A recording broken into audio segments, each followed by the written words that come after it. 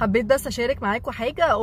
ابنها في سن المراهقه وبعت بتقول لي انه بيفضل يحدف عليها حاجات وبعدين يعتذر يقول لها انا اسف، فاتصرف معاه ازاي؟ فحبيت اشارك معاكم الرد بمنتهى البساطه يا جماعه. الاي مسج عملت كذا فيديو عنها قبل كده، ان انا بقوم قايله انا بحس بعدم الاحترام لما بتحدف عليا حاجات، فمن فضلك ممكن تبطل الطريقه دي.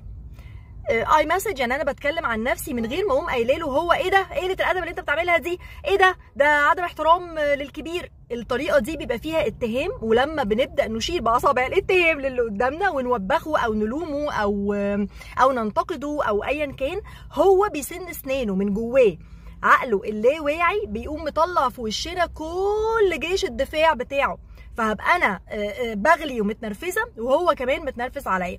كلمه السر بقى او يعني المفتاح السحري ان انا وانا بقول الاي مسج دي ابقى انا نفسي هاديه